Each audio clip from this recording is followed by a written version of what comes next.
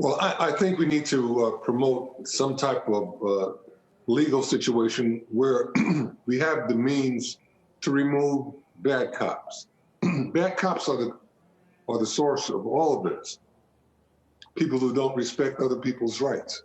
So that's an important issue, and I think if that issue gets to the forefront, we can put this behind us. Because we all need to be respected by the people who enforce the law. And that hasn't happened. And so, whatever we can do to make that happen on a regular basis, it will serve our ends.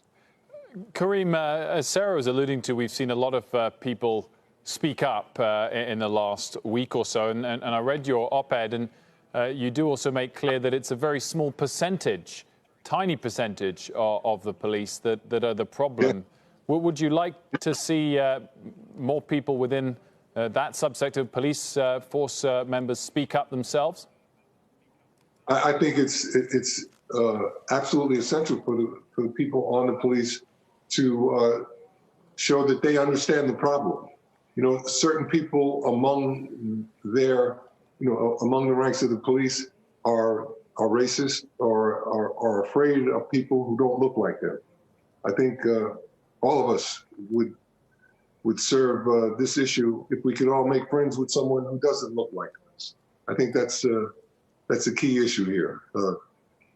Too much of people's humanity and their right to be a part of the American dream, that's not recognized all the time, and that's very unfortunate.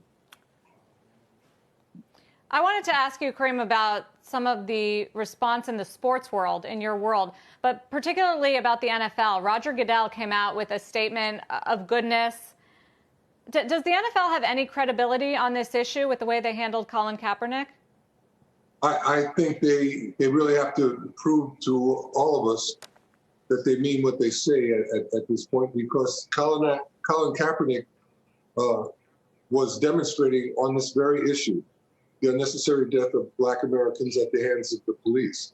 And he was ostracized, he lost his job, and he was blackballed. And he wasn't able to earn a living because he was saying something that people didn't want to hear.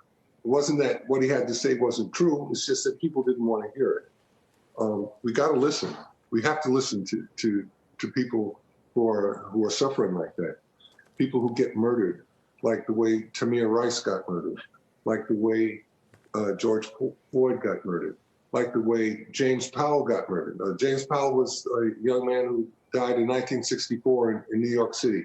He was killed by a police officer named Thomas Gilligan. I was 17 years old at that time, and I witnessed the riot that resulted from James Powell being killed by Thomas Gilligan. This isn't a new issue. This has been happening and happening and happening. Tamir Rice, a 12-year-old boy playing in a park, was executed by a police officer who thought that he was a problem. He didn't try to find out. He just got out of his car and executed Tamir Rice. This has to stop. We can't do this. Kareem,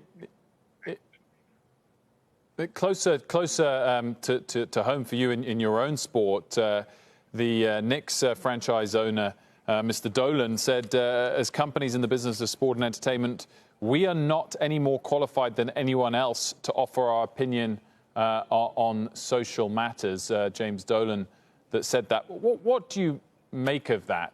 Is this now a moment in time where it's not about qualification to offer advice in these areas, it's just about embracing the message, whatever your own backgrounds were? Well, I would really feel a lot better if people got into supporting the removal of some very bad circumstances that end up with Black Americans getting killed. That's what we have to deal with. You don't have to be qualified. You just have to want to right something that has been wrong for a long time. I guess in that, what is the role of the NBA owners specifically? The billionaire team owners. What more could and should they be doing? Well, in the communities where their teams are, they can try to get educational and financial opportunities for minority people in the cities where they have their franchise. Minority people and Black Americans are often the last hired and the first fired. We can change that. There's a lot of positive ways that we can relate with our fellow citizens and work on this problem and eliminate it. Kareem, as you know, we're a business network. I mean, you alluded to it there. How much of the problem that you've witnessed throughout all of the work you do in this area is based on financial inequality? And when you look at the moment at the response by central banks and governments to the coronavirus crisis, and you see the stock market back positive territory year to date, but huge swathes of unemployment across the nation, does that worry you? Yeah, it does worry me because the companies that they got support from the federal government, they were able to fend off a disaster, but they don't want to pay their employees a living wage. You know, if they paid their employees a living wage, a lot of these problems would not exist. Redlining by insurance companies is a problem. Just the fact that a lot of real estate brokers collude with people who have racist agendas. This is a big problem in our country. Money is made on this. So we have to get to the root of all of these things and do something meaningful to affect change. How do you think that the pandemic has exacerbated this issue from a health and economic standpoint? Well, I think the way that the pandemic has affected us, it has shown how the inequality in healthcare and economic opportunities has affected the way that the epidemic has attacked our country. It's attacked along the fault lines of race and economic deprivation. It's very clear. Just look at the statistics. Look at who's been ill, who's been affected. Minorities, Black Americans, have been inordinately affected by this coronavirus. It's been devastating in those communities. Why? Kareem, looking for some positives and some optimism, I wondered how much you're looking forward to the return of live sport, not just as an ongoing avenue to promote progressive issues, but clearly 2020, for all sorts of reasons, has been a challenging year. And I wonder what your view on was whether live sport coming back could be something that could help everybody turn the corner. Well, I'm sure that live sport will definitely get a lot of people out of that bored state, where they have something to follow. But I think that, we've got work to do before that. It has nothing to do with sports. I just want to come back to that. We've got to improve conditions for everybody that's affected by all of these situations. And we can do that now that we're talking to each other.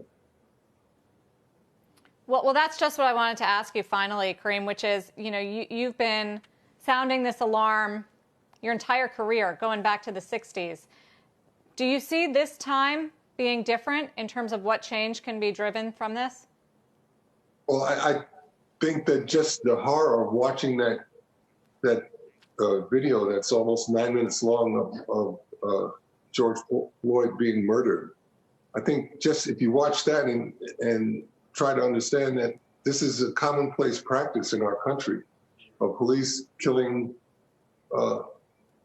Black Americans on the slightest whim. We've got to do something about it. We've got to change that. We've got to value everybody's life. And if that happens, we will make progress.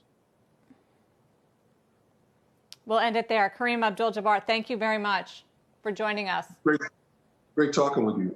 Good luck. We appreciate the time. You too.